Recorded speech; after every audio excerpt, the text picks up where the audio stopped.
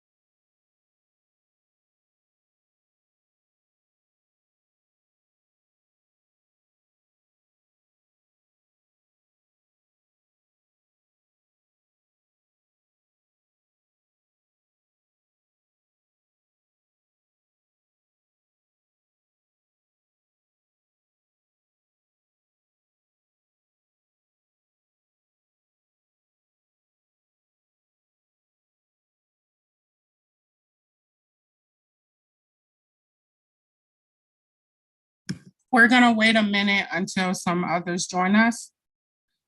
Okay.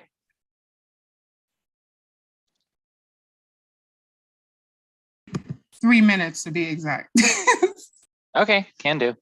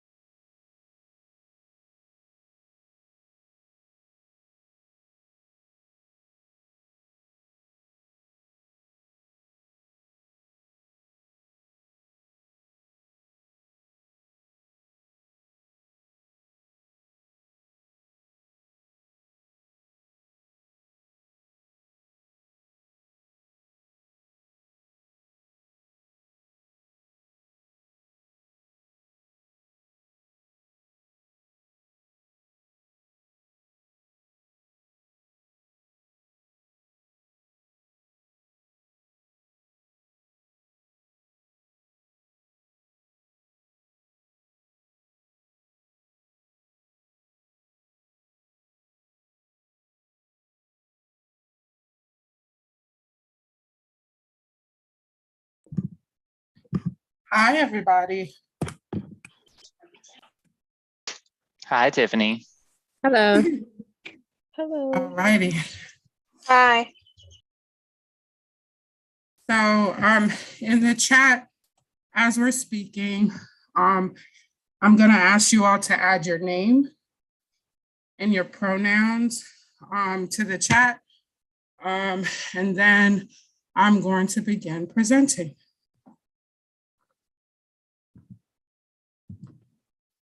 Flora, you can begin recording if you haven't already.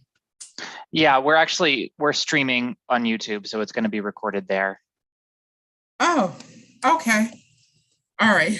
So my name's Tiffany, and I'm the Director of Home Buyer and Community Engagement. And I'm going to also create space for my colleagues on the call to introduce themselves, as well as the lenders, our realtor, everyone involved in the process of our program. I'm going to pass it over to Flora. Hey, my name is Flora Valdez-Stepena. I am the Administrative and Communications Manager for Maggie Walker. I use she, her pronouns. I am here to help run the Zoom meeting and the stream and manage technical things like that. And I also run our social media and website and our email communications as well. So if you get emails from us on the reg, that's me. Nice to meet you all.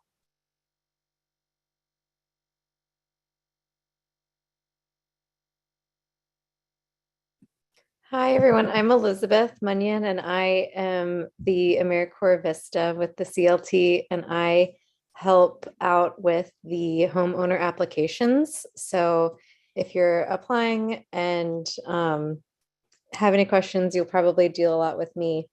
And I'm excited to meet you all.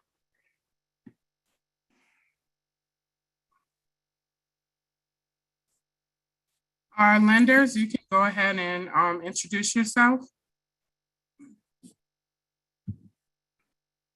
Hi, everybody. This is Viva Moore. I'm with Fulton Mortgage. I'm a mortgage loan officer, and hopefully look forward to speaking with all of you at some point in your process. If not, the Maggie Walker Community Land Trust has a great choice of multiple lenders throughout this process that can assist you.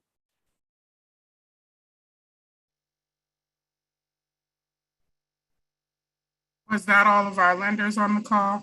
Yeah, I don't think, not sure. I don't think we have any others right now. And is Jen Cox on the line?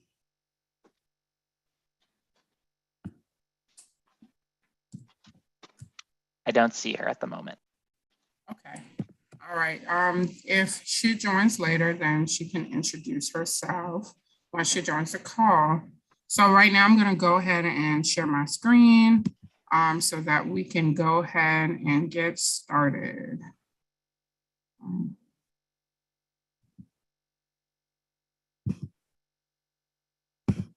All right. You guys see my screen? Yep. All righty. Okay. All right. So before we get started, I'm going to ask Flora to go ahead and share the poll.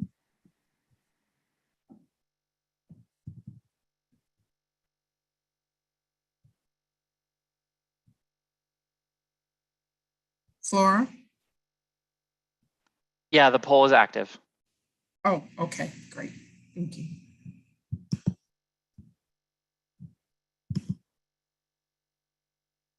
And just so y'all know, there's going to be a few polls throughout this, and specifically the one at the end is important. We're going to send out follow-up information after this presentation. And the way that we know who to send it to is by looking at who answered the poll at the end. So if you're able to stay to the end, go ahead, we're gonna give you that poll. If you're not able to stay to the end, but you stay for most of it and you still wanna get the information, just let one of us know.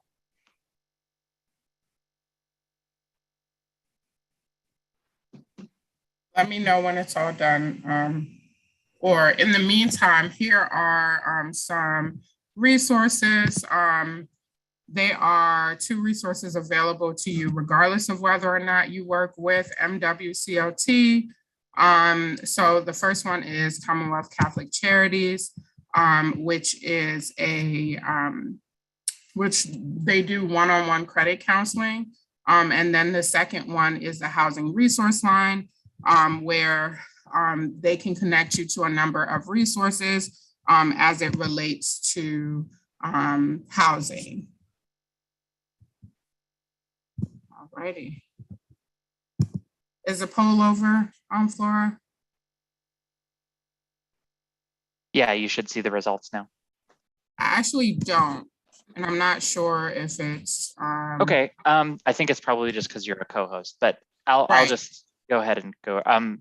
So it looks like a vast majority of you here are here because you're interested in purchasing a home, which is awesome. We're really excited to have you. Got a couple of realtors. We're great to have you as well.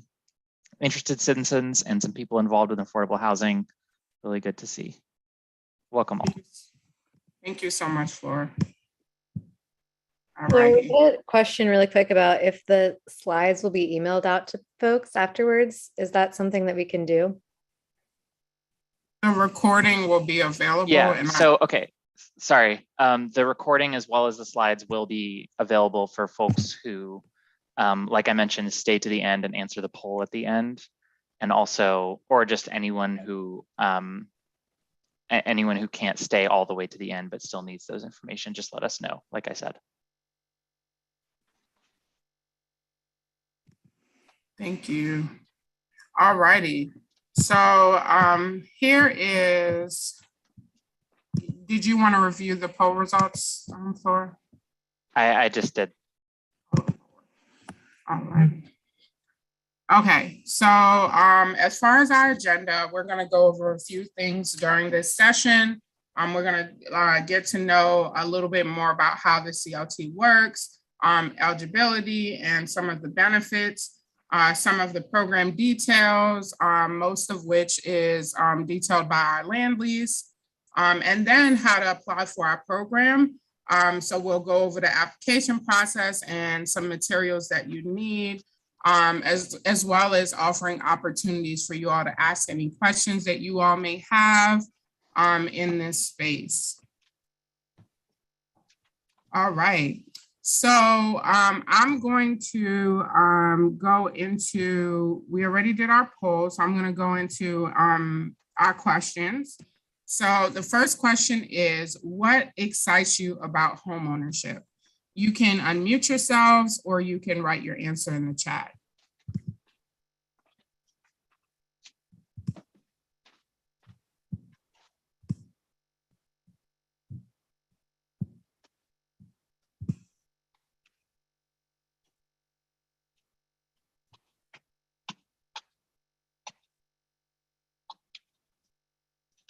And don't be scared, y'all.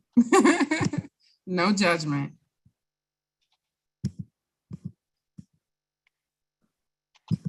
All righty. So we do have some things in the chat. Having something long-term, no landlords, freedom of being able to call it my own, yes. And equity, yes, all great answers. Ability to build wealth, yes. And not to forget the first-time home buyers, yes. All right, so now I'm gonna move into the next question. So that would be, what makes you nervous or afraid about homeownership? And you can do the same thing. You can unmute yourselves or you can drop it in the chat.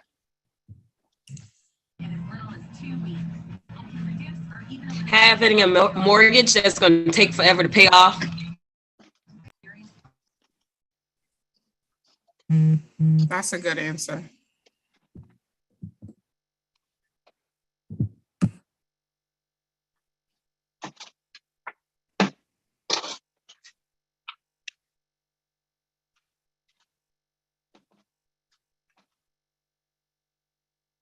Not seeing it through, that's another thing. Can you hear us? Yes, yes, not seeing it through. That is another good answer. These are all very valid reasons. And hopefully some of these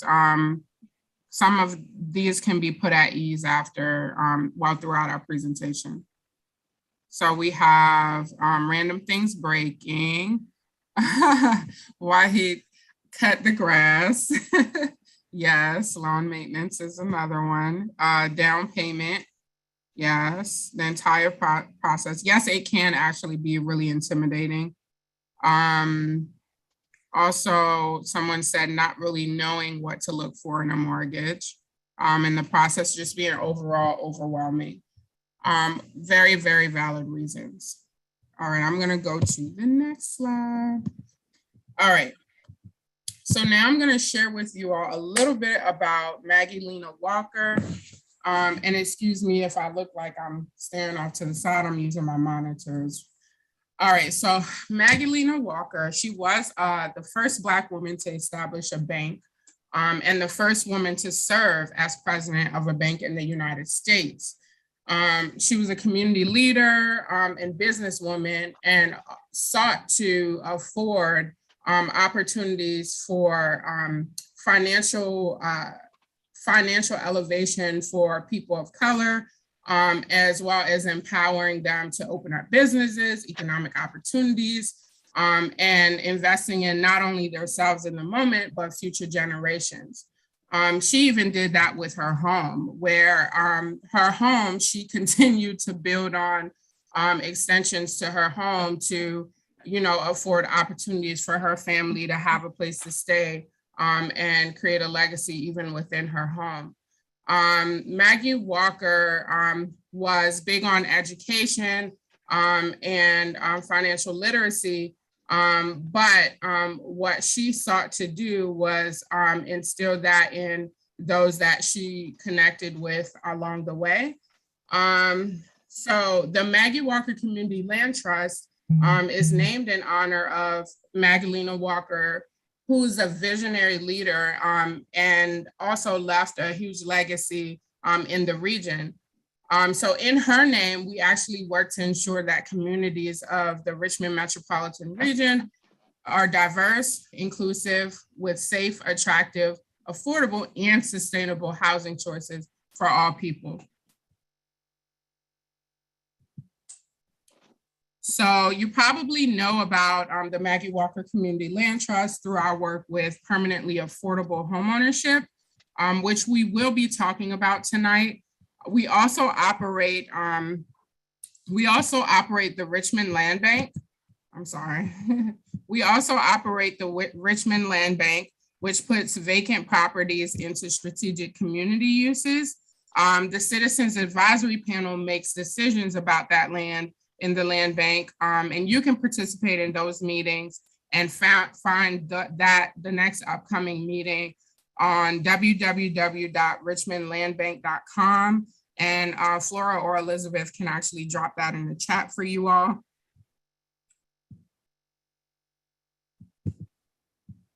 Thank you, Flora. All right. So next I'm going to move into, what's a community land trust? Like, what do you know about it? I'm just going to give you a little bit of, a lot of information around community land trusts and our model. So the community land trust is a new way to help families afford homeownership, not just now, but in the future. The community land trust reduces costs of home ownership, but now also keeps it affordable for future buyers through many mechanisms, which we'll discuss later on in the presentation. So this map, this is a map of the community land trusts across the country. There are over 350 of them. I know our presentation says 330, but that has increased. And the first CLT was in Albany, Georgia, which evolved out of the civil rights movement, where Black citizens who were sharecroppers were getting kicked out of their homes by their landlord if they found out that they exercised their right to vote. Black activists bought a large farm, and their intention was to farm the land together while also owning their own homes on the land. And so that's basically how the community land trust model developed in the United States.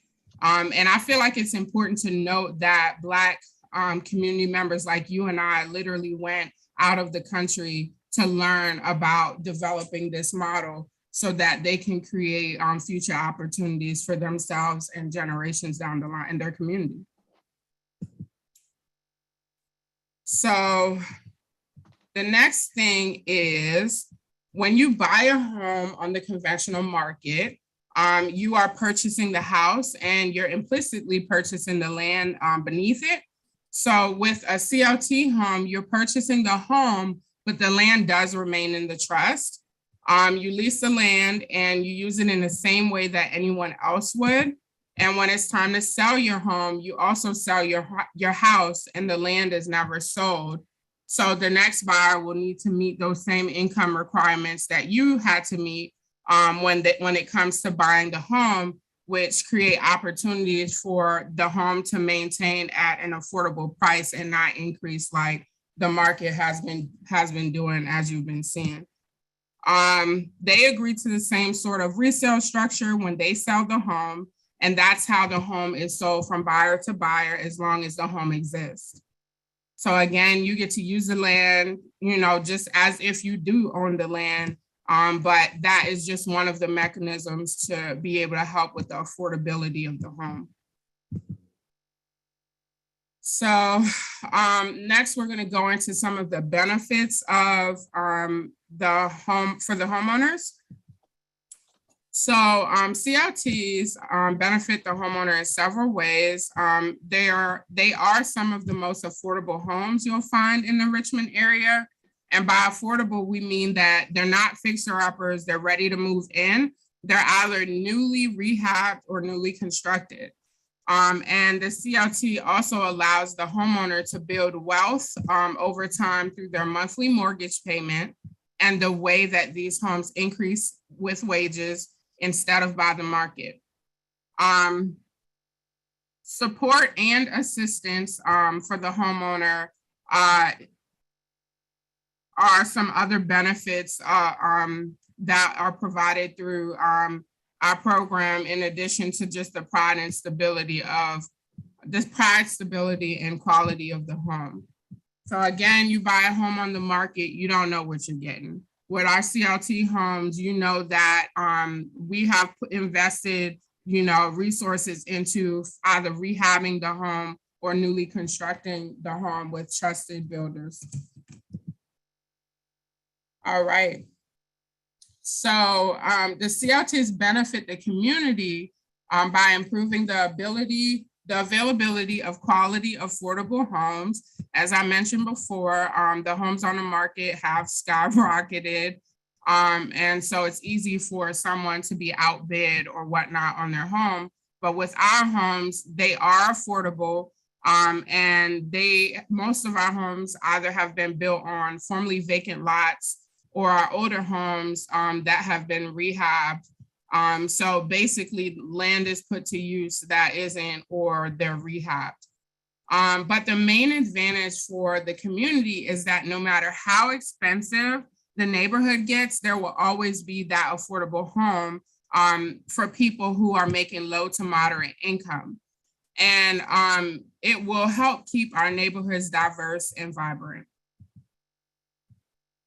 So now we're going to go into income and who might be eligible to buy or purchase a home in our program. All right. So these are income limits. It's based on the number of people who will be living in your new home when you purchase it.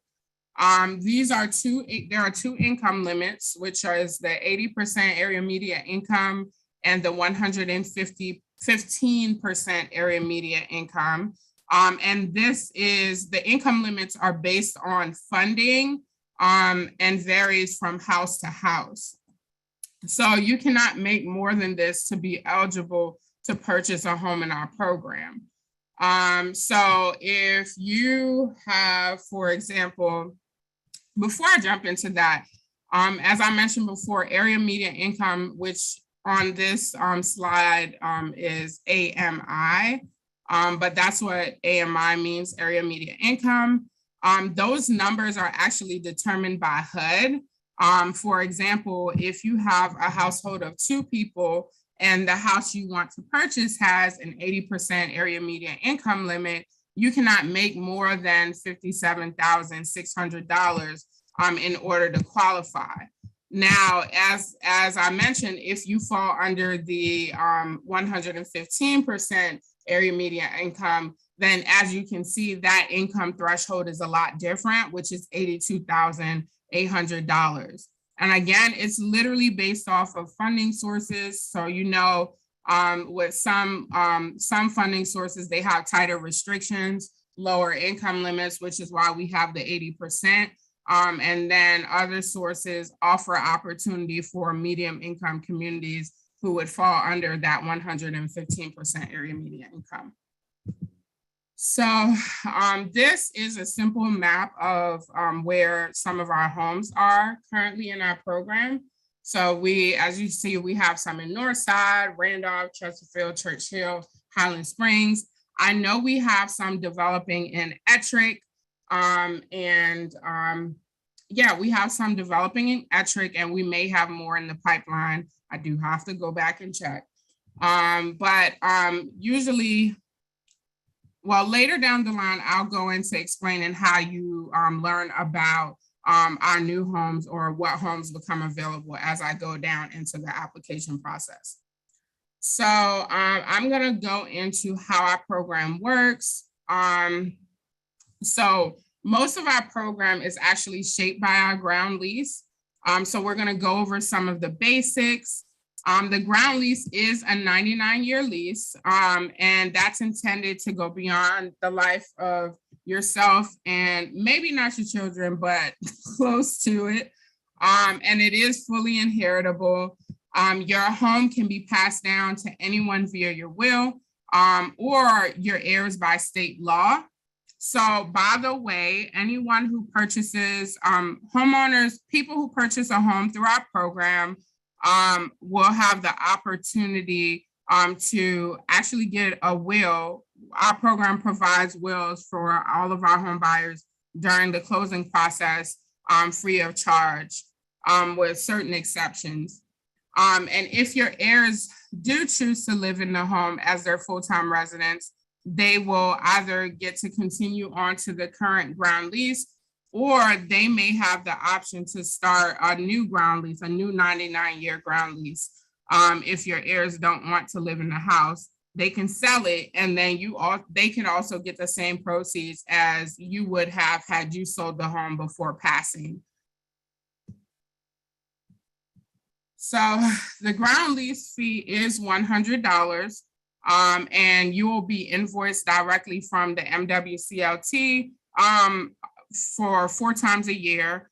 And this is not a part of your escrow. This is separate from that. You can either pay the lease in one chunk of $100, or you can do it in quarterly installments of $25 every 3 months. The board of directors can raise that ground lease fee on any year ending in 0 or 5. So right now it's 2022, right? Look, I'm a little disoriented on the new year. I know it's a little late, but right now it's 2022. But the next year that they can increase, if they do, would be in 2025. But they are limited on how much they can increase it. They're only allowed to increase it by the same rate as the increase in the consumer price index. And it can never exceed $250 a year. So this is a great time to put in a plug for the board of directors, which MWCLT is run by a board of directors that's composed of 1/3 homeowners, 1/3 public members, and 1/3 community members.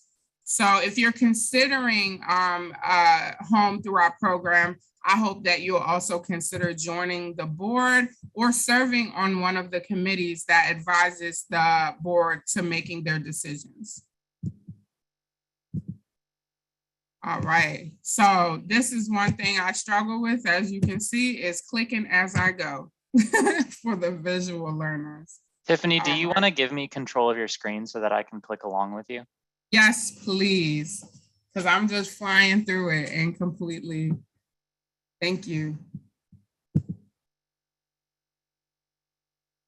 All right, hold on. Oh, next slide, please. All righty. So what's special about CLT homeownership? One is that it must be your primary source of, Flora, thank you. I need my mouse. Maybe I should just do it and just be a little more cognizant that I need to click, because I have to scroll. Okay. Sorry. So, no, it's okay. You were just trying to help, and I greatly appreciate it. All right. So the first point is that it must be your primary source of residence. So let's say you meet someone special, a significant other, and you decided to move in with them. At that point, you would need to sell your MWCLT home so that it is an opportunity for another family to own that home at an affordable price. You cannot turn the property into an investment property and rent it out, because again, the opportunity is to provide affordable home ownership and to maintain that for future homeowners. There are exceptions to these rules, so those are made on a case-by-case basis with the board staff. So some examples of that would be if you had to go on a military deployment, or your family situation requires you to be out of your home for extended periods of time. So an example of a family situation would be, let's say you have to take care of your sick mother or grandparent, and you have to move in with them for a little while to provide that care. That would be looked at as one of the exceptions to not having to sell your home because you're not using it as your primary source of residence. So the next thing is that renovations do need to be approved by the board. You can move into your home, you can change the hardware, the light fixtures, you can hang TVs on your walls, everything that you can't do in a rental apartment or a rental spot.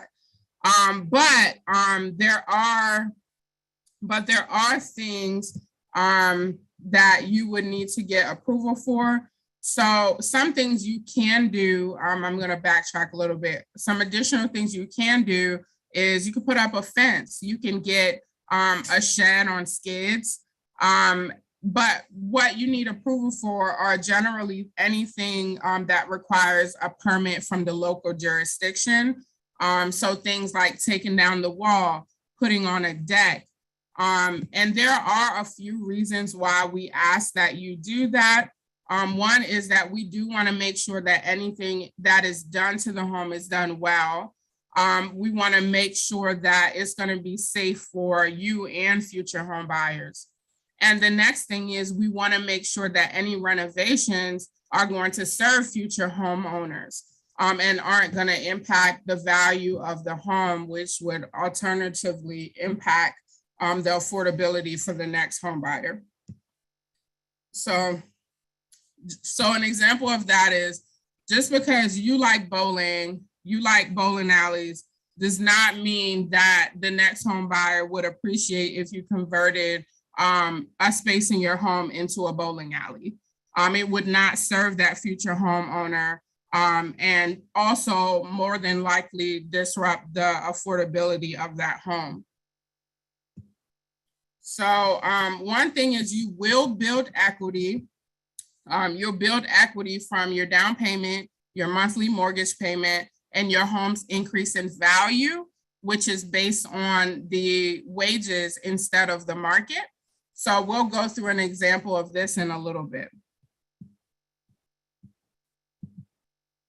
Oh, shoot, Flora, I did it again. I'm sorry. All righty, I'm gonna leave that up for like. Hey, Tiffany. Yes. Hi, this is Erica, Erica Jordan. I wanted to make sure that I understood correctly. Did you say that we had to have permission to hang things on the wall or? No, Oh, okay, like, okay. No. Generally, anything that renting a home or your apartment would not permit, you can do. So you can paint walls, hang pictures, put up a shed, put on fences, you know, and anything else to your home. It's literally just the things that require a permit from your jurisdiction. And the things that would look like is if you're trying to tear down a wall or, you know what I'm saying, something like that, which would otherwise, yes, you can farm and garden. You can use the land as if that was your land. And we'll a have lot time. of that would be also like explained in the ground lease. So before going into that, you could also like read over the ground lease and it'll explain a little bit more or in detail. Okay. And so with the property that I was looking at, the one in Southside, I forgot the particular address, but would we be able to build a driveway or will we have to have permission? I guess that would have to have a permit. If it requires a permit, then you need to get permission. Okay. So if a driveway requires a permit, then yes. Okay. And again, like things like that, there may be specific examples in the ground lease that can kind of dictate that. But if you do have questions, it's best to consult with the board before making that so that you don't violate your ground lease. Okay, thank you. And Flora did make a note in the chat that we are gonna have some time for questions in the presentation. So you can either drop your questions in the chat as I go until it's that point, or and I can like read it when we get there, or you can unmute yourselves when we do get to the questions segment. Alrighty. So this is actually a home in the Highland Springs area. It has 3 bedrooms and 2 baths and was built by Project Homes. I'm not sure, I don't believe Jen Cox is on the line, so I can't give you an accurate price point, but just know that this home was more than likely sold for probably about half the rate that it would have been on the market.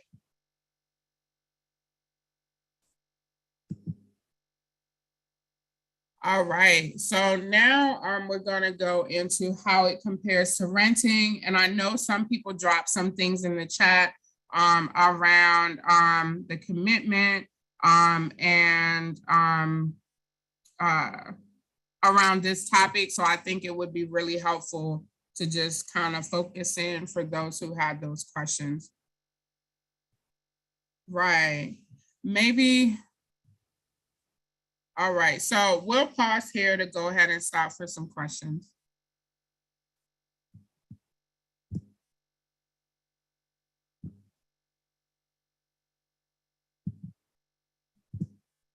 No one has any questions?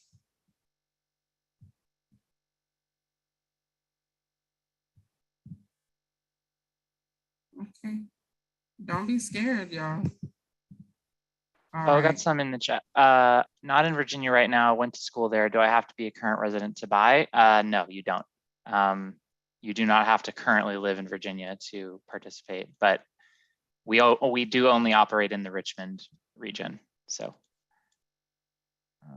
that would be like Richmond, Chesterfield. We have some Chesterfield. I don't know if Ettrick is considered Chesterfield because I'm very non-directional. Yeah, okay. Thanks, Flora. Yeah. And then is this program for folks who have already been a homeowner? Yeah. You are not required to be a first-time home buyer.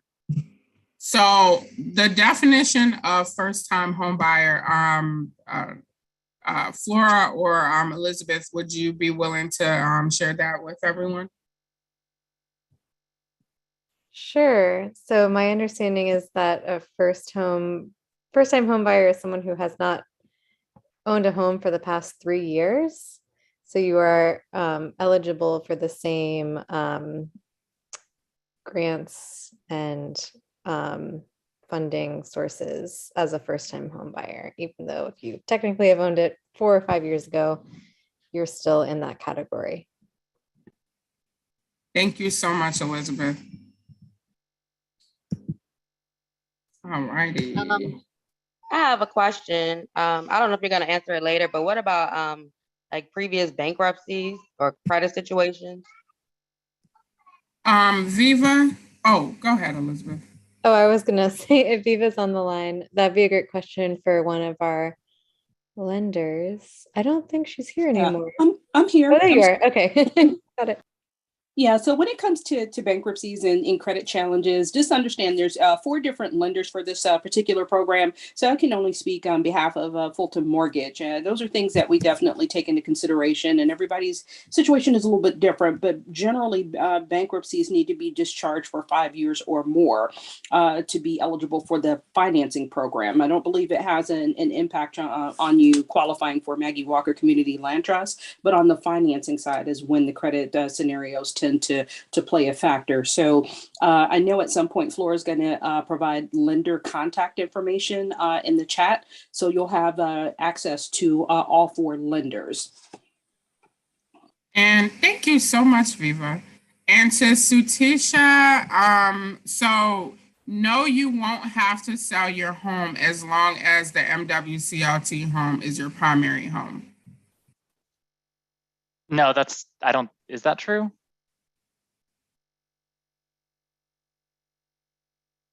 We want our homeowners to remain the primary residence of the resident of those properties. So we don't allow people to like rent it out for an Airbnb or another rental. You'd have to be the primary resident. So what the question was is if you plan to buy another property after CLT, do you have to sell your house? So that's where I was explaining they don't have to sell the home, but they do have to reside in the MWCLT home as its primary residence.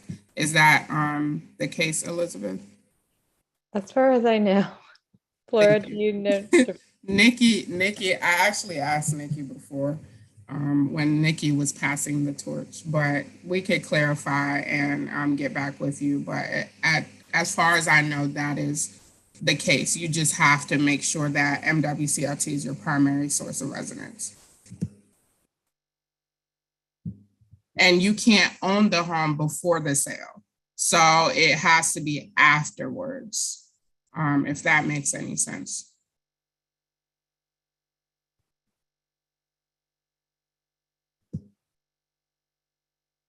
Does anyone else have any more questions? No, once you purchase the home, you've purchased the home. We want you to get more income and experience more better opportunities. But as far as prior to the purchase, you do have to meet our income requirements.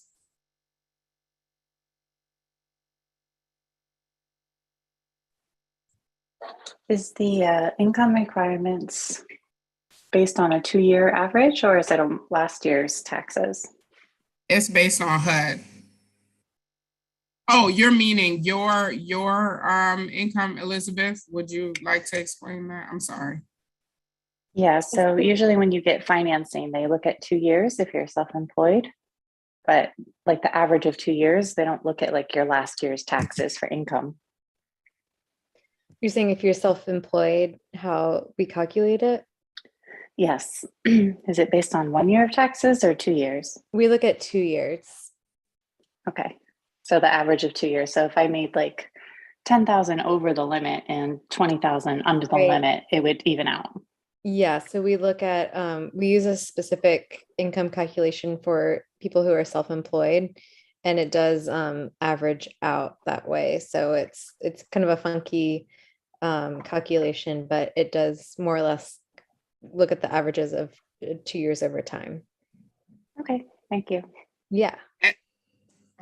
And there will be more than likely 2 points in which we do an income qualification, one at the time of application, and then another if depending on if the documents are still relevant at the time of prior to purchase. We verify that as well. And during the income qualification process, you'd be working with Elizabeth and probably myself in that process. Elizabeth is great. So, yeah. All right, let's move on to the next points so that we can be respectful of everyone's time. All right. So how does CLT homeownership compare to renting? All right. So as you already know, when you rent your home, you don't keep any of your rent payments when you move to another home. The chart is simply your monthly rent multiplied by 12 times, by 12 months, multiplied by the number of years you are in your home. So for the purpose of this example, we're going to look at paying $825 a month in rent. And after 5 years, so after 5 years, you've spent $49,500 in rent alone, and you don't get any of that back. So if you're looking at the chart here, you can see after, can you see my mouse, y'all, or no? Maybe not. So if you look at the screen, you can? Yeah.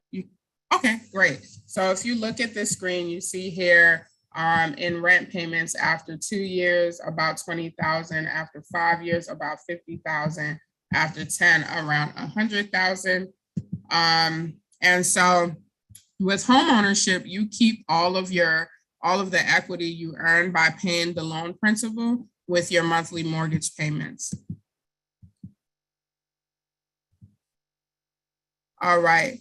So this is an amortization schedule. If you like numbers, and you can. All right. So this is an amortization schedule. If you like numbers, you can Google amortization calculator and put in your interest rate, the amount of your loan and the number of years. And you can see how this plays out with different scenarios. So for the purposes of this example, we're going to look at a home purchased in January 1 of 2019. This person purchased the home at $145,000, and they put down a 3% down payment, 3% down as a down payment. We choose this example because your monthly payment would be about the same as that $825 a month in rent. All right, so notice that after the first year, the total you pay to the bank for your loan doesn't change. You pay the same amount every year. And what does change is what goes into principal and what goes into interest. So as you pay down your principal, which is the amount you borrowed from the bank, this starts to shift so that more money starts to go into principal and less into interest. All right, so Viva, are you able to share with us what happens if a person were to put in an extra payment a year towards their principal? Exactly. So this is a trick that can be done with most mortgages where an additional principal payment is applied directly each year. And that saves money over time. If it's done consistently, it equates to cutting years off of the mortgage, closer to between 6 to 7 years. So I used $145,000 for a potential sales price, Tiffany, based on our last call, and just calculated some numbers to give you guys an idea of how much interest savings that is. It equates to roughly about $26,000 based on a 4.625% rate. So it is pretty significant. Thank you so much. Which knocks off around what, roughly 7 years, Viva? Yes, it's between 6 to 7 years off of the mortgage. Thank you so much, Viva. All right. So with that, it also does shift the balance between what goes into interest and what goes into your principal a lot sooner. So I'm going to go into the next animation. All right, so for the purpose of this example, though we aren't assuming any extra payments, this person is just paying their mortgage on time and just the amount due. So after that 5-year period, they have accrued about $16,225 in equity just from paying their mortgage on time. All right, so if the buyer were to sell at this point, they would have the $16,255 of equity that they have paid into the house instead of paying rent, plus the increase in the value of the house based on the increase in AMI or area median income over those 5 years.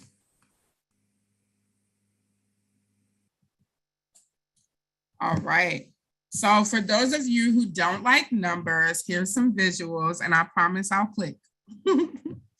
All right. So this is a graphic representation of how your mortgage works. This big blue box represents what you are paying to the bank each year for your loan. It's the same concept for your monthly mortgage payment, just a smaller number. In year 2, most of your money is going into interest, with about 1/4 going towards your principal.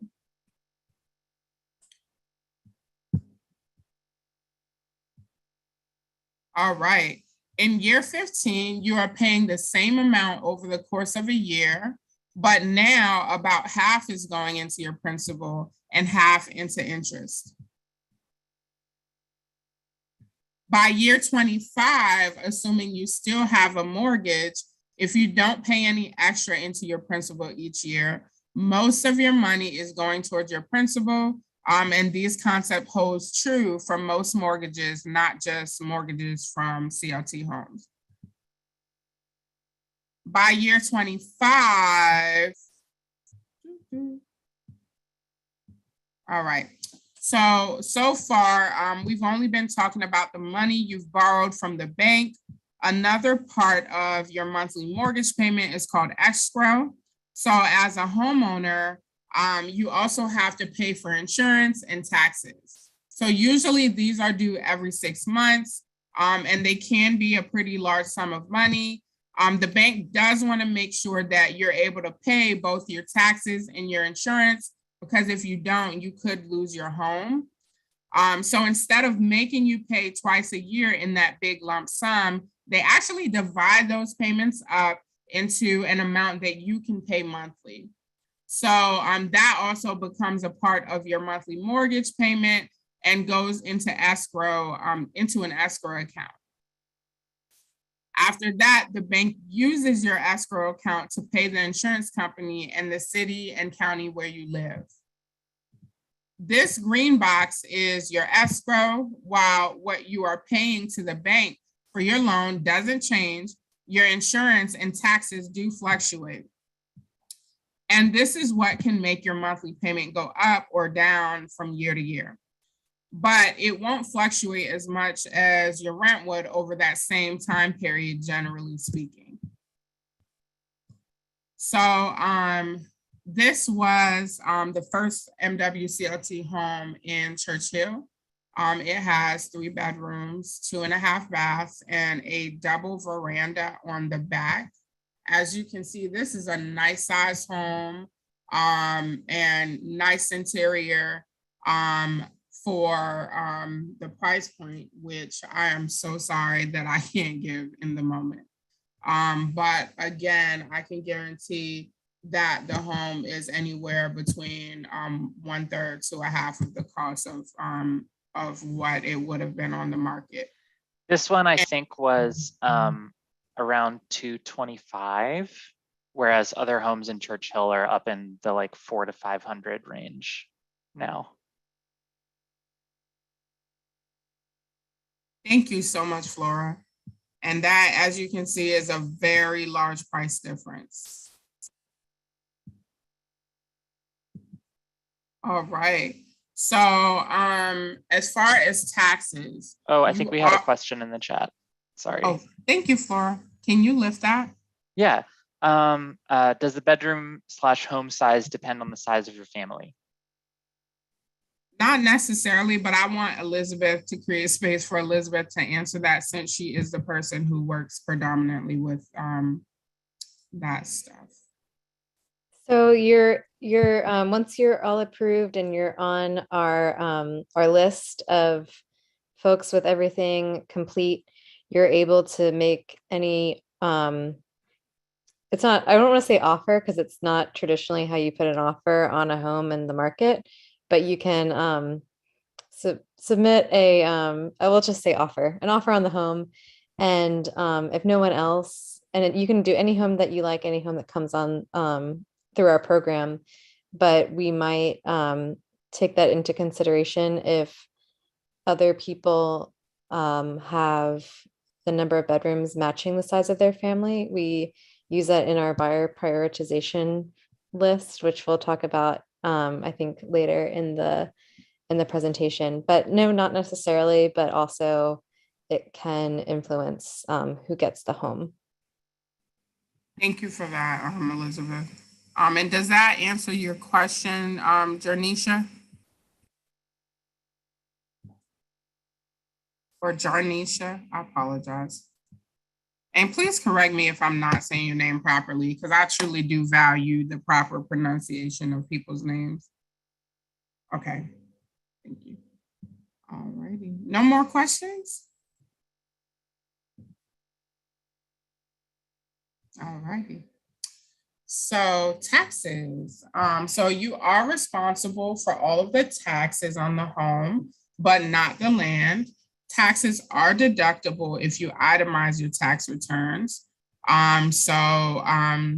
There's that on taxes.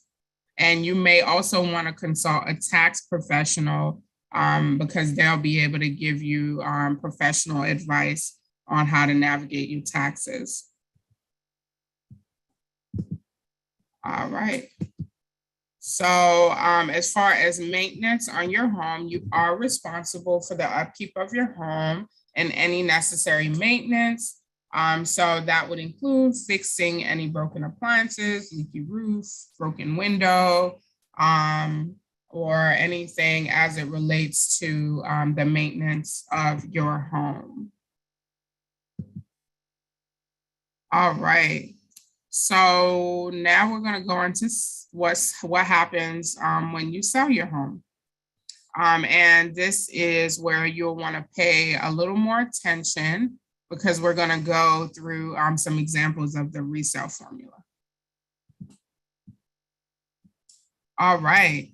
So when you sell your home, you are entitled to get back your cash equity, which is your down payment.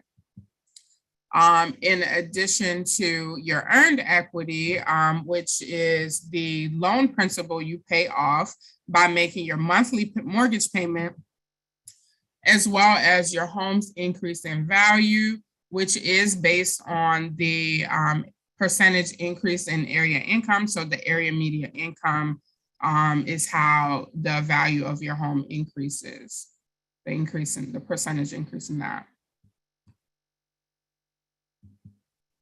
All right, so all right, so this is a real home that was sold in the Randolph neighborhood. The home was appraised for $215,000 and was sold for $145,000. So the home borrower borrowed less and had lower monthly payments, as well as a lower down payment than they would have had they had purchased the home on the market.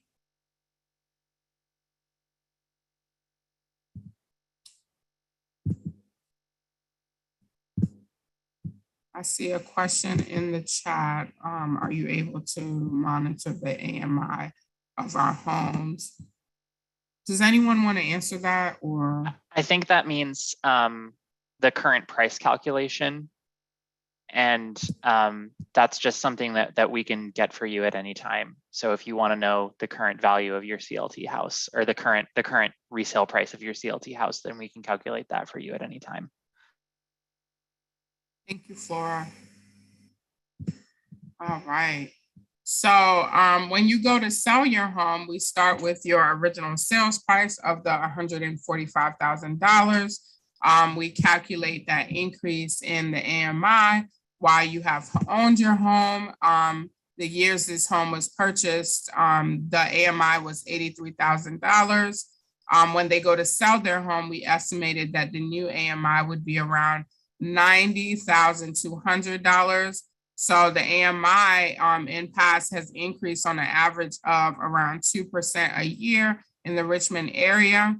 In this scenario, over that 5 years, this person has lived in the home. The AMI increased by $7,000, which was approximately 8.41%.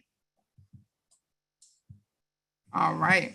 And so what we do is we multiply your original sales price by that 8.41%, which is roughly $12,200. The equity will be the $12,200 that your home has increased in value, plus the down payment that you put into your home, plus any principal that you've paid throughout your mortgage payments. Though historically this has not been the case, if area median income decreases while you live in your home, you'll be able to always sell it at the price that you purchased the home for. So there'll never be a point where you lose any money from your investment.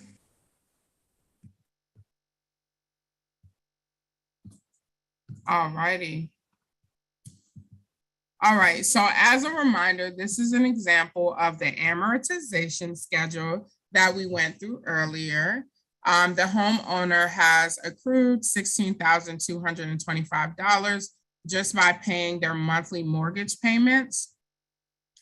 In this example, after 5 years, they have $16,225 of earned equity plus that $12,200 from the increase in the value of their home. And that gives us a total of $28,425 of equity. So almost $30,000 over that course of a 5-year period. And if you recall earlier, in that same 5-year period, you would have spent roughly about $50,000 in rent. And this is the visualization for those of you all who prefer that. All right. So the CLT model makes it possible to keep the home affordable for future families who may be in the same economic situation you're in right now. And again, we do take that original sales price of the $145,000 and add on that $12,200 from the increase in the value of the home. And that home would resell for about $157,200 in that course of period.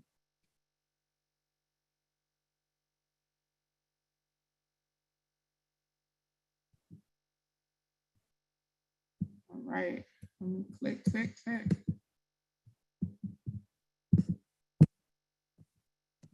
We do have a question about if owners are able to choose their own realtor if they choose to sell their home. I do not know the answer to that question. I think we've only had a few resales so far that we've been an organization, and I haven't been here very long, but I can find out the answer. They actually can. They Okay. can, and right now we're looking into building relationships with realtor that would actually help our homeowners sell their homes at the time that they do decide to do that. But you're free to also like have, you know, your own.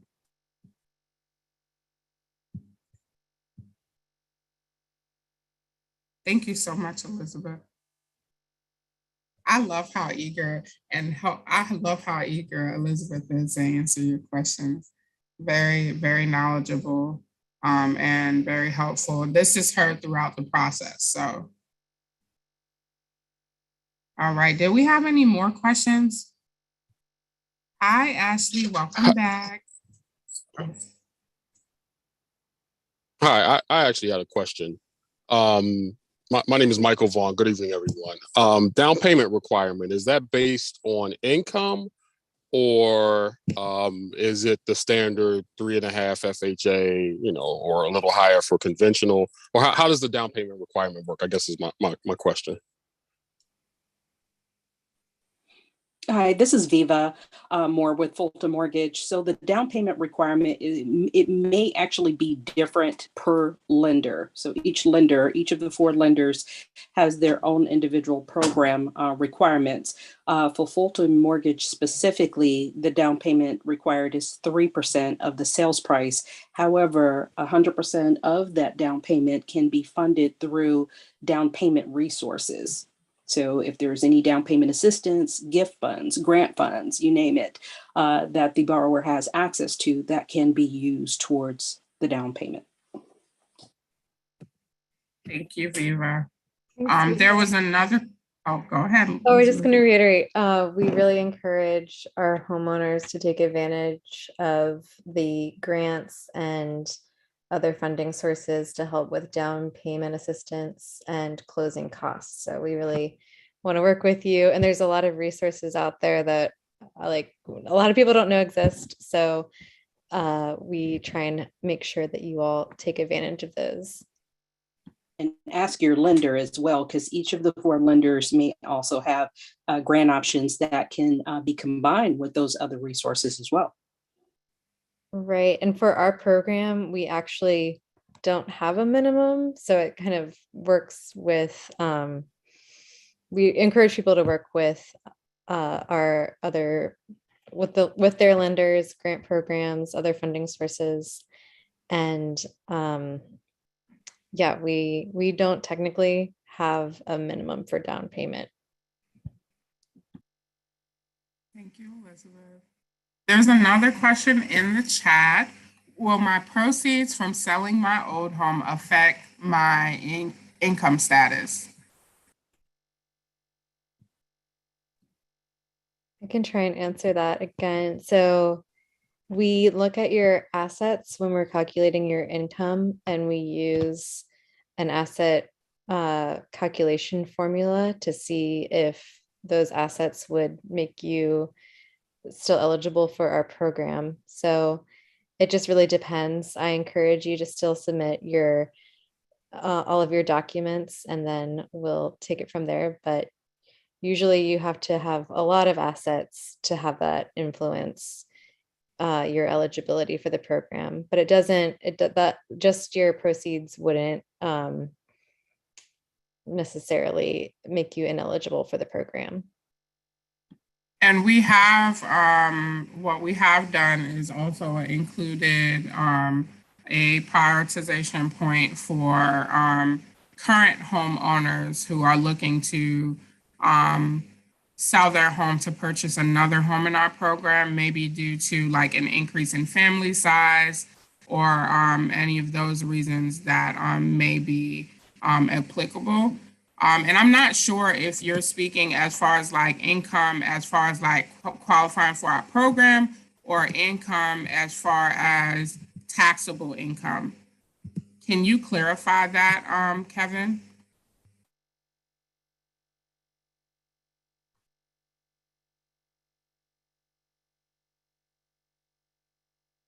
Not sure if Kevin heard me. Oh yes, I was just asking what's the income qualification to apply for the program? I just put a link in the chat for you, Kevin. That has our current income limits on it. Okay, thank you.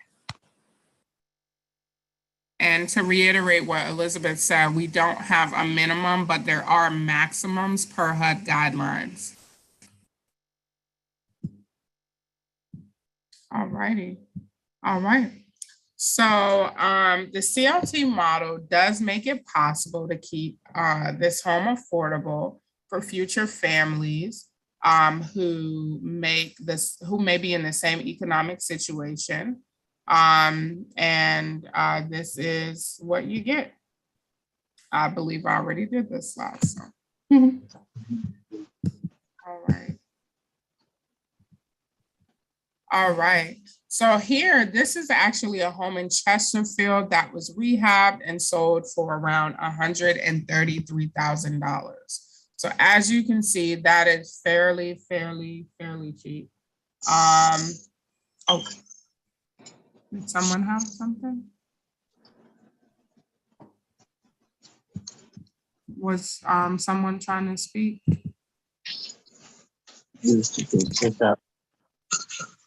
Yes, I was asking, is there a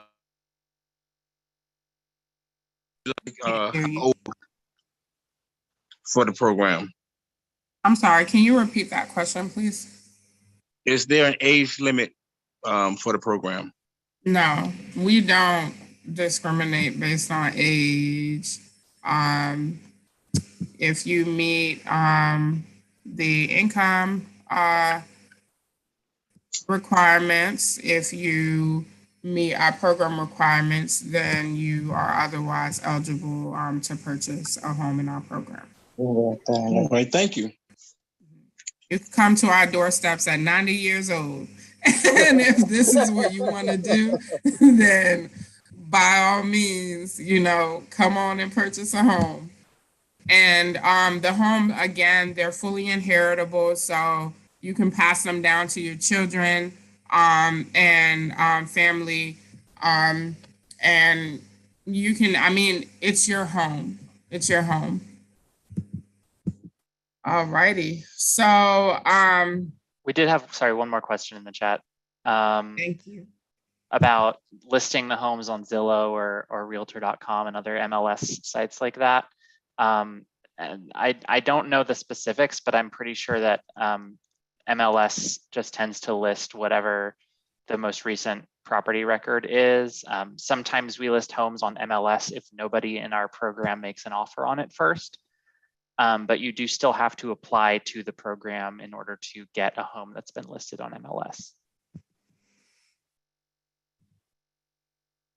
So, Elizabeth, can you talk a little bit around like the time period on average to gather the materials for the application? Yeah. Sure. Yeah. So it really depends where each individual is in their personal journey. We have some folks that have already completed their home ownership course. They already have been pre-qualified, and they have been planning and have everything kind of all their ducks in a row. And they usually, some people will submit all their documents at once, and within those circumstances, they're approved pretty quickly into our program. And then some people will want to submit their income documents first and see if they're eligible for the program before getting pre-qualified, before taking the home ownership course and other parts of our application that are required. So it really depends. We've had some people get everything together and then realize that they make over the income limits for our program, so that maybe they it just like could be a lot of legwork up front. But maybe Viva could help answer that question, just in terms of like getting pre-qualified and into our program. How long does it take for people to get pre-qualified? That's the biggest thing that people really work towards in our program. Absolutely. Now, the timeframe for pre-qualification shouldn't differ from purchasing any other property. It's a matter of submitting application details to a lender, having the lender pull credit, and then qualifying the loan. The more straightforward the information provided, the cleaner the credit history, the quicker the lender can get that pre-qualification completed. Now, if there are any hurdles present that have to be worked out, it does take longer to get the letter complete. But in general, it's typically a relatively quick process. Same day, even within 24 to 48 hours is typical. As far as time frame to close on a property, average closing can happen as quickly as 30 to 45 days from the ratification of the sales contract.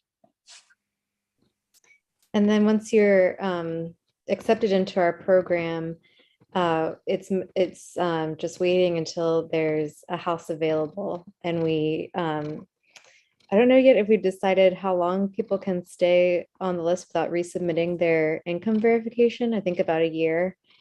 We might ask you to resubmit your income documents if you are just continuing to be on the wait list. We want to make sure you're not exceeding the income limits, but and also if you change any of your employment or income. So if you change jobs, you might experience a change in income. And that would also like require you to get a new income qualification. Thank you, Elizabeth. Thank you, Viva. All right. So we're gonna go into a little bit about how to apply for an MWCLT home. All right, so these are the lenders that actually work with Maggie Walker Community Land Trust. These are lenders that we know approve mortgage loans for community land trust homes. Fulton Mortgage Company or Fulton Bank, Town Bank Mortgage, Southern Trust Mortgage, and Virginia Credit Union. All righty. So the application process, Elizabeth, did you want to do this? It's if you Sure, I can go in because I'll be working with you all as you submit these documents. So this is one of the first steps. Applying, congratulations, because this is one of the steps in the process is to attend this session. And then you'll submit just a fillable standard application that will have like your name, address, and employment, etc. And then with that application, we'll ask you to submit 3 months of your most recent pay stubs or benefit statements.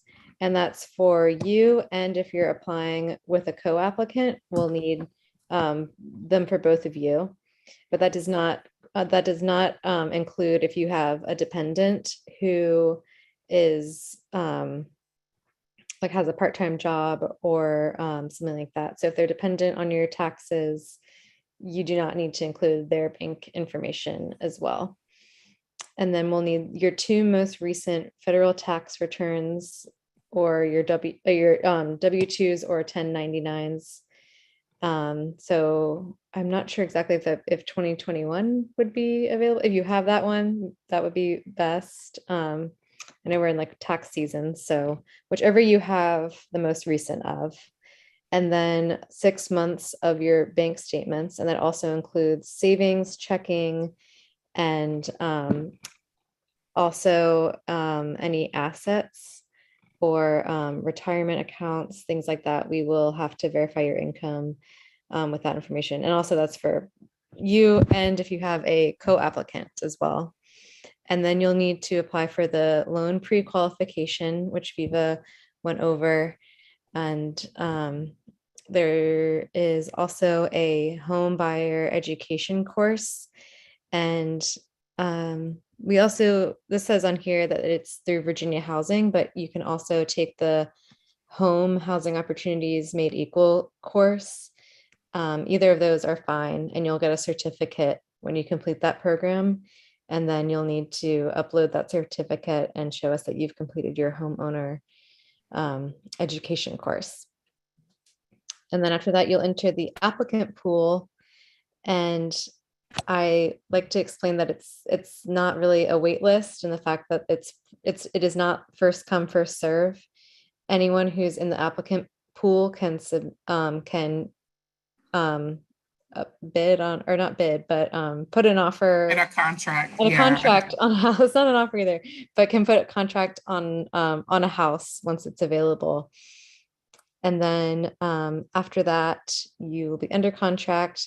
You'll have to meet with an attorney to discuss the ground lease and the closing process. So it varies in time frame. Again, it can be upwards of a year or a lot less. It just really depends on the individual and the properties available and lots of other factors. So I hope that's helpful. Thank you, Elizabeth. Can you explain our point system and when that comes into play? Yes. So if there are multiple applicants that are interested in the same property, we have a buyer prioritization score list in which we look at different factors for each applicant. And we do have that on our website. I can drop a link. Flora, can you drop the link? Sorry, Flora can. We look at certain factors, and then if there's a tie, we are working through what to do in a tie situation right now, but we'll update that on our policy guidelines once we make a final decision about that. But sometimes we do have to use this scorecard to see who gets a home if there's multiple applicants that are interested in the same property. And also remembering that you don't have, like, another factor in how quickly you get into a home is that some home buyers may not be interested in like the first home, you know, that becomes available. So there are people who have been on our wait list for probably a greater period of time, but it's not because of lack of availability, but more so autonomy and exercising choice in the process. And there's a question in the chat. Elizabeth, did you want to answer that? Has the program worked with hairstylists and what's expected for pay stubs? Well, I think it depends. Are you self-employed or have the I think it just depends on your tax documentation, but I'm not sure exactly specifically how that would work. And so in essence, you it's can. 1099. Yeah. If you have 1099s, just submit your most recent ones. And we have an income calculation for people who are self-employed with 1099s. So that's definitely no problem. As far as pre-qualification through another lender, you will have to use one of the lenders who work with our program, just because we know that those are ones that approve not just Maggie Walker Community Land Trust Home, but Community Land Trust Home mortgages. And I don't know if Viva would like to give a little bit of like explanation around that, or if you are prepared to answer that question. Well, on the community land trust model versus why there are specific lenders, community land trust models requires a little bit more detail in the appraisals. And there's not necessarily, well, now there's more properties that have sold, but because it is a specialty type of scenario, it's important for the lender to have a full grasp of how the program works and make sure that they are going to be able to obtain appraisals that fully evaluate the land trust model and make sure that that loan is compliant with investor guidelines. So there might be a little bit more details to it than the average loan that not all lenders might be comfortable with. Viva, is it common if people are approved through another lender that they would, is it likely that they would be approved through one of our lenders? It's not a reason for me to expect that if someone has obtained a pre-approval or pre-qualification with a different lender, that they'll have trouble with one of the four that Maggie Walker Community Land Trust has. I mean, it's a pretty good indicator that chances are you might qualify for one of the four programs as well. The big thing is what has happened on the credit since that initial pre-qualification or pre-approval originated. Has the credit score gone down? Has there been any changes to impact things such as that? And that's going to be the case even if going with the same lender. So I wouldn't let that hinder you too much. And I believe we do have an additional lender. I believe we have 5 lenders now. But what I can do is get back with you all on that. I think it might be on our website. On the website, it's up. Yeah. Is it on the website? So CNF Mortgage is the 5th lender that we're missing in this presentation. Thank you. And to answer your question, Jarnisha, a way that you can prevent multiple inquiries from affecting your credit score too badly is if you do them all within a short time period. I think 2 weeks, right? Yes. They will only count as one pull on your credit report, as opposed to if you space them out, it looks like you're applying for multiple loans. So in essence, when you're ready to go into that, be ready. Be ready to do that. So that you don't impact your credit in a negative way. And thank you so much, Flora, Elizabeth, Viva. Y'all are a dream team. But thank you guys. All right.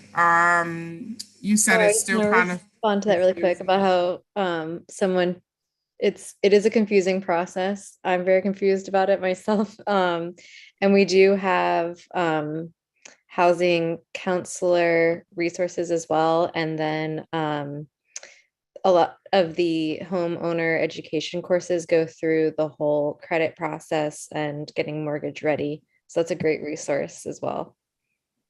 And you can speak with one of our lenders if you're interested in getting any kind of clarification around like the lending process, or Elizabeth or Flora or myself. And Nikki, who isn't here, but also has a wealth of knowledge around the program, can also assist you in that if you have any questions that would be able to be answered by one of the several of us. And yes, please don't ask any personal questions on this Zoom. It is being live streamed on our YouTube. So if you don't want it in the recording or live stream, then please do not share it.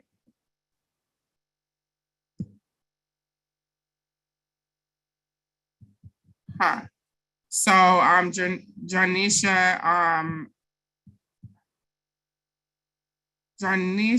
I can give you a call if you can shoot me an email, and I'm gonna drop my email in the chat. And Flora can answer some questions, but Flora is also not the person who assists our interested home buyers. So if Flora did refer you back to the website, it's because a wealth of information is actually there that you could probably answer yourself before you speak to one of us. Okay, well, I will get back to you. I left my email in the chat. All righty, thank you, Janisha. All right, is anyone else, does anyone else have any more questions?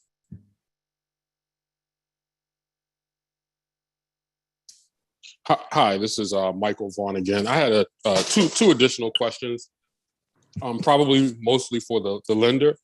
Are there minimum credit score requirements and or debt to income requirements? And then second question is, I just lost my second question. In terms of determining income eligibility, are you counting like teenage children that work part-time, or is it simply, the primary breadwinner? How does that work? So as Elizabeth, you said. No, go ahead, Tiffany, I'm sorry. No, go ahead, Viva, because it was specifically for you. Sorry. No, that's okay. So I heard credit score, debt ratio, and then income. So credit score requirement, again, there's multiple lenders. So each lender might have varying requirements, but in general, the starting credit score is going to be 620 or higher. Same thing with DTI, debt to income ratio, which is the amount of expense that someone has versus the amount of gross income. And generally under 43% is ideal, but again, each lender is going to have different requirements. The income, you asked specifically about teenagers being included.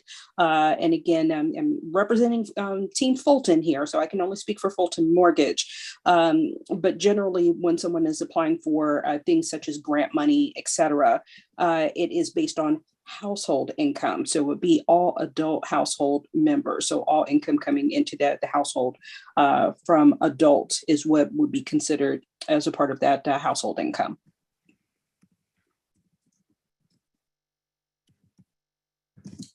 Thank you so much. And Thomas, if you're still here, please shoot me an email so that you can be counted for this info session.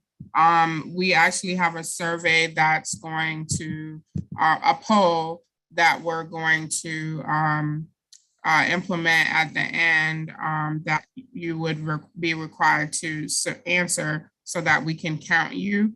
And since you have to drop off, please email me at the email I dropped in the chat. Thank you. And thank you, Viva. Did that answer your question, Mike? I think it was Mike who asked it. It did. Thank you very much, Viva. Just to clarify for our program, like the part of the income documentation that I will look at, I only will look at the applicant and the co-applicant for determining where you are with your household AMI. But then your lender might also need to include any dependents or teenagers with a job for the loan. So I guess it's like two kind of different things. I don't know if that's confusing, but let me know if you need me to clarify again.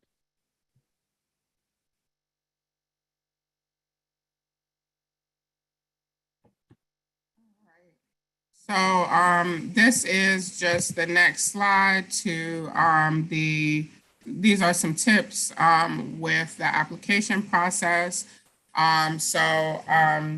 Here, one, register with home for counseling services and access to down payment assistance. The website, I think Flora already did it. Flora dropped in the chat. Keep a personal file of your income documents so that it's easier for you when it comes to income verification, as well as like information for the lenders and or financial counselors. Get income qualified with MWCLT before applying for a loan pre-qualification with lenders, just so that you don't have a ding on your credit and then turn around and not be eligible for our program.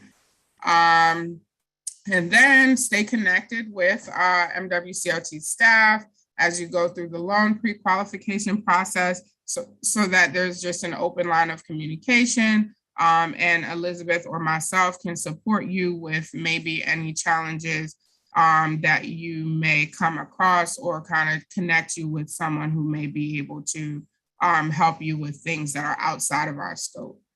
And then the next thing is, do not wait to apply, because guess what? These homes are very cheap. Our programs, like, very affordable. I'm not gonna say cheap, because look, baby, the quality is there. But as far as affordability, yes, like, this is the place to be. I'm going to actually go into the next step, which is a little bit about what to expect, or what's the next steps. Elizabeth already went through like the application process, but here are some more detailed. Elizabeth actually provided a very detailed summary of that process. But these are some of the documents that you may want to, that you would need to collect during the process is income documents, home buyer education certificate, and a pre-qualification letter. And you can either submit your application, you can scan it and email it to applications@mwclt.org. And Elizabeth is actually the person who will receive that. You can fax it to 804-915-6729, or you can mail or drop off a hard copy of your application at our North Robinson Street location. So that's 203 North Robinson Street. And you can screenshot this, or you can just give us a call, or you can go to our website, and there are also instructions online as far as like the address and contact information to submit your application.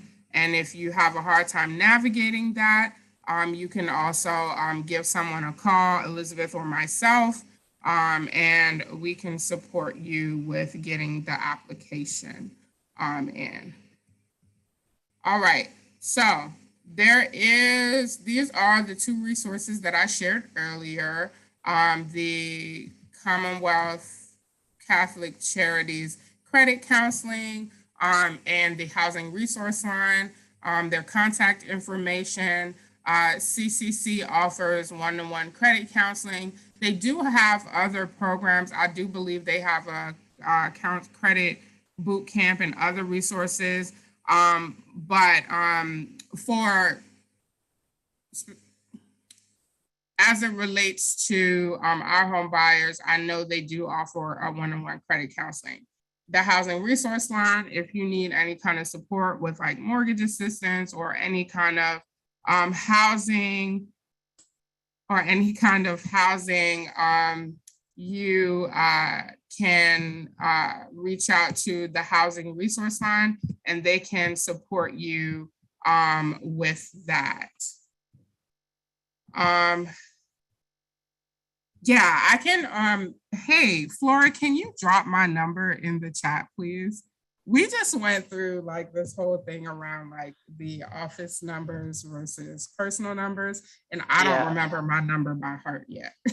Okay, you're gonna have to give me a second. Yes, thank you. All right, so there is actually our emails right here. You can screenshot that if you'd like.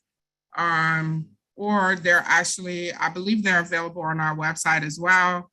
And I'm sorry, I keep reverting you guys, like sending you back to our website, but I do want to say that our website has a wealth of information. In my experience, it's pretty easy to navigate. But if there is any point where that becomes difficult, or if you just want to call me and talk to me and get to know me, please call me on my phone number.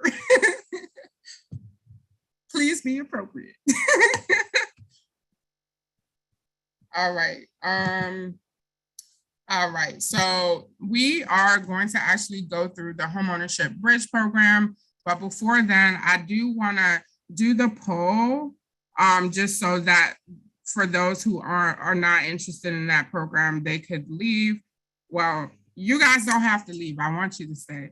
But if you have somewhere to go, then I want to respect that as well. Can you pull the poll up, Flora, please? Yeah, it's been launched. And really quick to answer your question in the chat, Ashley, we send all available homes. Once a home becomes available, we send it to our applicant pool first. So if you're an approved applicant, you'll get notified as soon as a home becomes available. And then if none of our approved applicants make an offer, that's when we list it on the MLS, but otherwise we don't post them publicly unless none of our approved applicants make an offer. Thank you. So the answer to your question is to get your application in and become an approved applicant so that we can tell you about the new homes that we have coming in.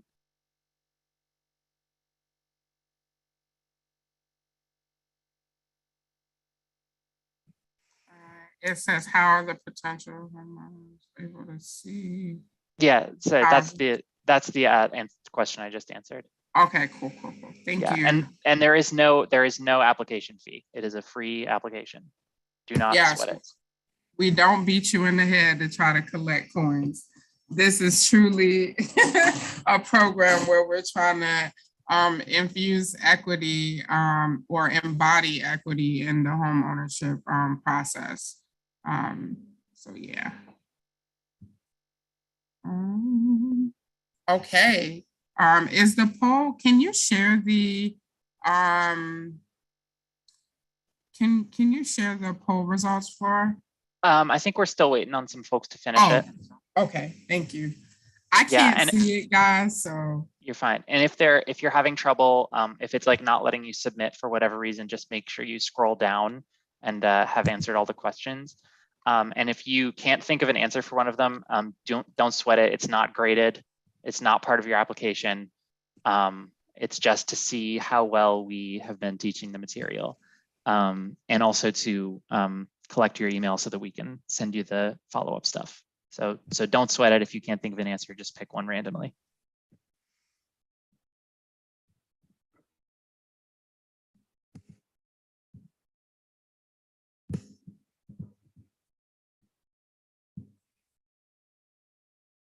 All righty.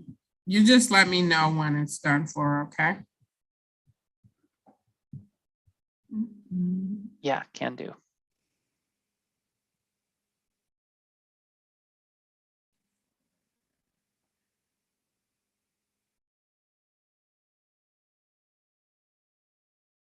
Let me reframe myself.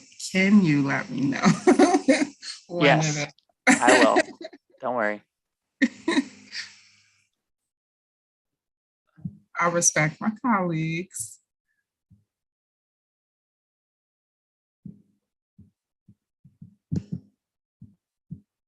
And Flora does so much behind the scenes work. Like if you start engaging more with the things that MWCLT,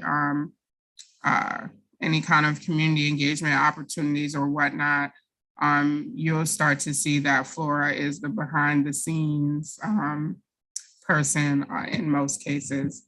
Elizabeth is also a great support. We have a great team here, so. I hope you're not waiting on me, Flora, to answer. No, I'm not. Don't worry. Okay.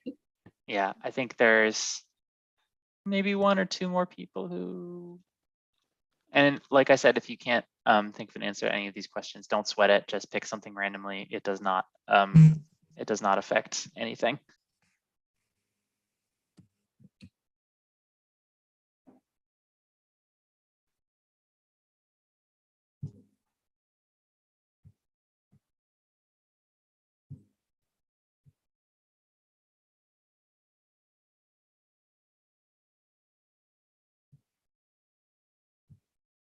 Y'all, I don't know why I'm smiling so hard.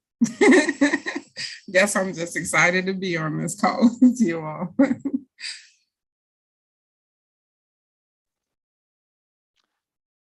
Okay, last call for anybody finishing the quiz. And again, this is how we track who completed this session. So if you don't fill it out, then you will not be counted as attending the course. And if you aren't able to see the poll for whatever reason, just send one of us an email and we'll make sure you get the follow-up information, just so you're aware. Hold on a second. Who is Erica Jordan on my screen? What am I doing? I thought, what did I do? You are popping up on this PowerPoint. And I'm like, wait a minute.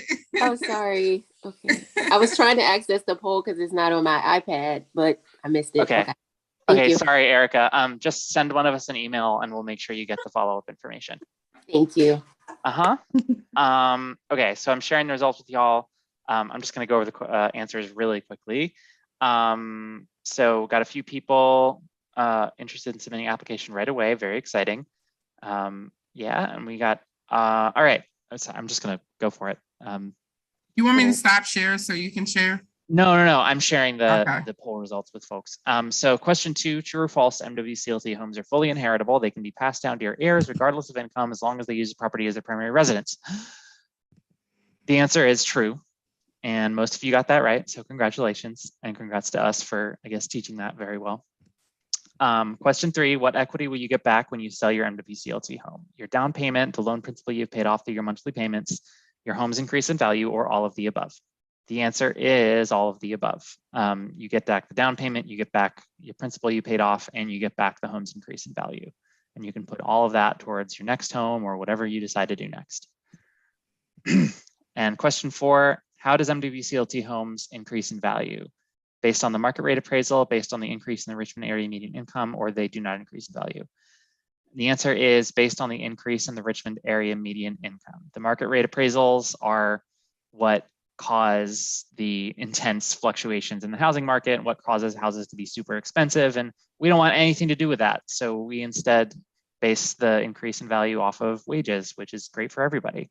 So good job, guys. Thanks. How did everyone do, Flora? Oh, yeah, pretty well. Pretty well. Good job, guys. All right. Okay, next up. All right, so we do have a homeownership bridge to own program. We are not currently accepting applications for this program. However, we do want to raise awareness because we're looking at how we can expand this program in the future. Now, the homeownership bridge program is designed to help participants move from renting to homeownership within about a year. You do pay rent, and the rent is $9.58 a month. About half of that rent, so $500, goes into escrow, to an escrow account for when you purchase that home. You also get to work with one of our with a credit counselor at Commonwealth Catholic Charities. So it's not our credit counselor, it's actually Commonwealth Catholic Charities. It also services households making under the 50% area median income. We do require that you have a credit score around $600 and unable to qualify for a conventional loan in order to be eligible for that program. And the minimum household income, annual income, for this program, we do have a minimum, and that's $38,320. We do have a maximum household income, which is below the 50% area median income, and that you're actively seeking homeownership opportunities and would like to live in the city of Richmond or Churchill.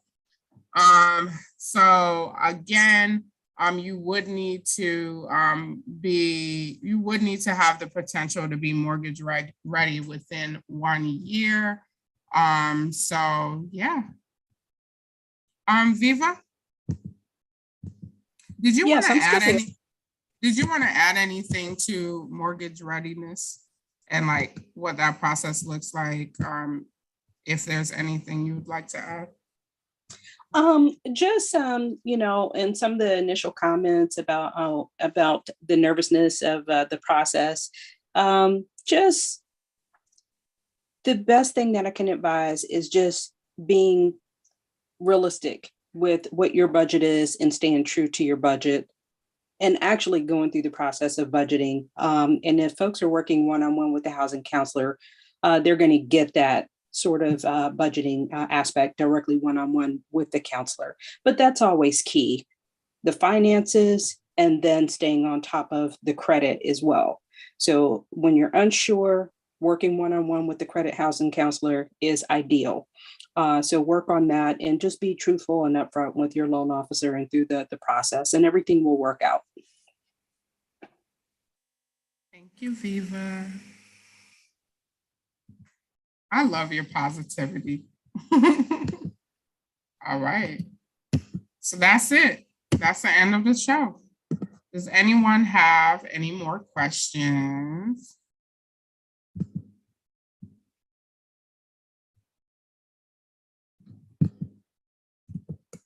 Don't be scared, y'all.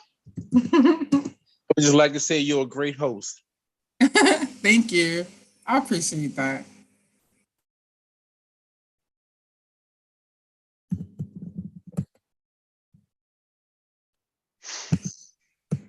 Right. I think that's it. Yeah, please feel free to call me if you have any questions about the application or any documents that you need to gather or need any clarification on the application process. And we do have a main number. I also don't know my phone number. It's the same as the fax number. It's the same as the fax number. It's 915-6729. And there's also a main phone number. If you don't know who to call, just call 718-0135 is our main office number. Thanks for sitting with us for almost 2 hours, everyone. Yeah, have a good evening, everybody. Have a great evening. Thanks, Viva. Happy you could join us. Thank you. Thank you, guys. Thank you.